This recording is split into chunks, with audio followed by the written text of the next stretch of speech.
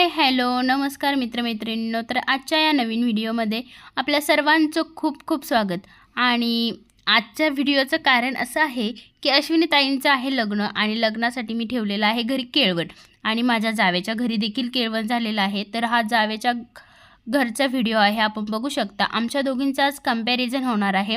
तर माझ्या घरी अश्विनीताई आल्यानंतर मी मस्तपैकी पाट ठेवला आणि पाटावरती त्यांचे पाय धुवून घेतले. शास्त्रोक्त पद्धतीने मी केळवण करायचं ठरवलं होतं आणि मस्तपैकी त्यांचे पाय धुतल्यानंतर पायाला हळदी कुंकू लावलं, कपाळाला देखील हळदी कुंकू लावलं आणि त्यांचं दर्शन घेतलं.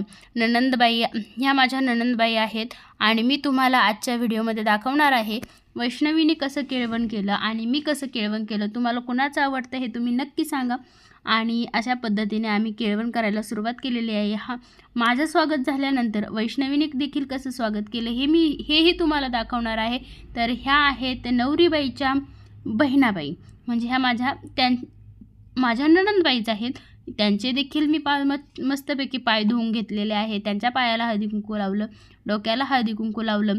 पाहुणे घरी आले की पाहुणे म्हणजे देवच असतात, देवास्वरूपच असतात असं मला वाटतं, म्हणून मी त्यांचे पाय धुवायचं ठरवलं होतं.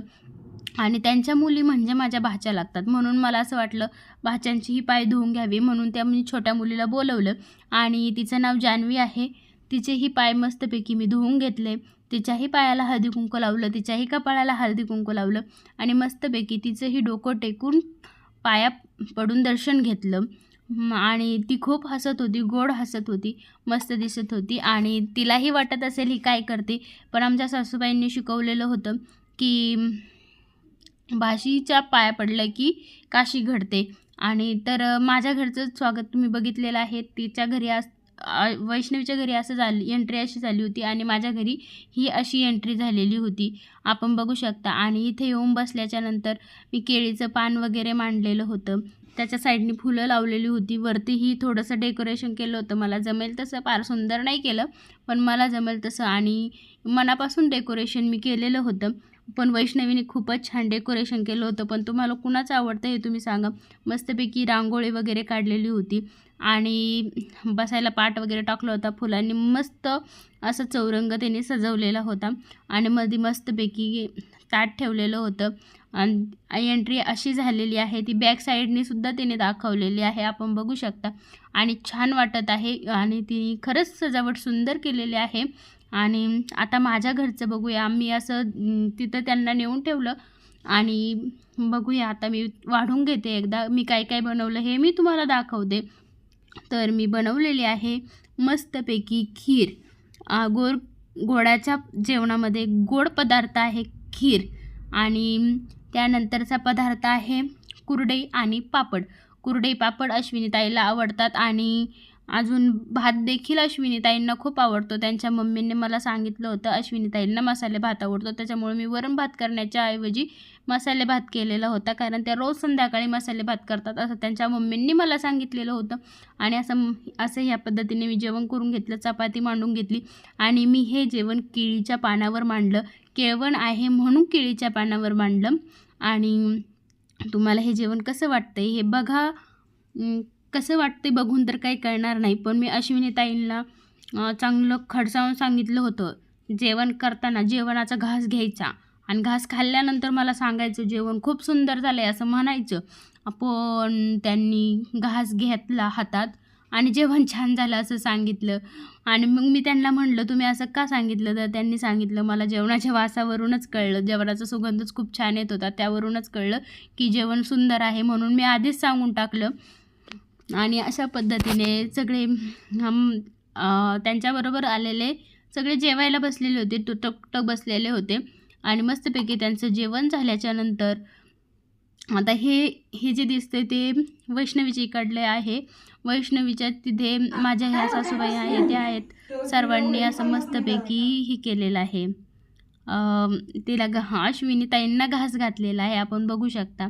आणि माझ्या घरी नंतर आता गिफ्ट द्यायची वेळ आलेली आहे. तर गिफ्ट देताना मग मला असं वाटलं लहान मुलींना काय करावं, लहान मुली रुसतील, म्हणून मी 2 आंबे घेतले आणि लहान मुलीला हळदी कुंकू लावून आंबा दिला आणि अश्विनीताईंना मात्र हळदी कुंकू लावलं, एक साडी अशी गिफ्ट दिली आणि त्यांची मस्तपैकी ओटी भरून घेतली, त्यांचे पाया पडून घेतलं आणि त्यांच्या बहिणीचीही छानपैकी ओटी भरून घेतली आणि त्यांच्याही देखील पाया पडून घेतलं. आणि छोटं बाळ मध्ये करत होतं. छोट्या बाळाला वाटत होतं ही मामी अशी काय करते नेमकं, हे ते कुतूहलाने मला माझ्याकडेच बघत होतं. आणि तर तुम्हाला कुणाचा व्हिडिओ आवडला, कुणाचं केळवण आवडलं हे तुम्ही मला कमेंटमध्ये सांगू शकता. अशा पद्धतीने मी मोठ्या ताईंचं मला नाव माहिती नाही आहे, पण त्यांची देखील ओटी भरून घेतली. आणि आता बाळाची ओटी, बाळाचं मला हळदी कुंकू लावायचं होतं, पण बाळ खूप संस्कारी आहे. मी पाया पडल्याच्या नंतर बाळ देखील त्यांच्या आईच्या पाया पडून घेतलं आणि बघा मी त्याला आंबा दिला आणि त्याच्या पाया पडले. त्याला एक कुतूहलाने बाळ बघत होतं माझ्याकडे. आणि भाशीच्या पाया पडल्यावर खरंच काशी घडते. आमच्या माम्याही आम्ही जेव्हा छोटे होतो तेव्हा आमच्या पाया पडायच्या, त्यामुळे मला ही सवय लागलेली आहे पाया पडण्याची. आणि मी अशा पद्धतीने पूर्णपणे अशा पद्धतीनेच केळवण केलेलं आहे. आणि इथं माझा व्हिडिओ संपत आहे, पण वैष्णवीने मात्र फोटोज देखील काढलेले आहे. ते फोटोज मी तुमच्यासोबत शेअर करते. हे सगळे फोटो आहे ह्या फोटोमध्ये जे दिसते ती वैष्णवीची मम्मी आपण बघू शकता. असे फोटो काढलेले आहेत. फोटो लवकर पुढे जात आहेत. ही आहे अश्विनीची मम्मी, अश्विनी ताईंची मम्मी आणि ह्या आहेत आमच्या काकी. अशा पद्धतीने वैष्णवीने फोटोशूट केलेला आहे. तर तुम्हाला वाटत असेल वैष्णवी दाखवते मी तुम्हाला, ह्या बी आमच्या ननंदबाईच आहेत आणि ही आहे वैष्णवी आणि हिने केलेला आहे. आणि वैष्णवी अश्विनी ताईंच्या मामांची मुलगी आहे. अशा पद्धतीने आम्ही केळवण केलेलं आहे. तुम्हाला जर हा व्हिडिओ आवडला असेल तर व्हिडिओला लाईक करा, चॅनलला सबस्क्राईब करा आणि बेल आयकॉनला देखील प्रेस करा, कारण मी व्हिडिओ टाकल्या तुम्हाला नोटिफिकेशन येईल आणि तुम्ही बघू शकता. तर चला बाय बाय. व्हिडिओ आवडला असेल तर कमेंट देखील करू शकता.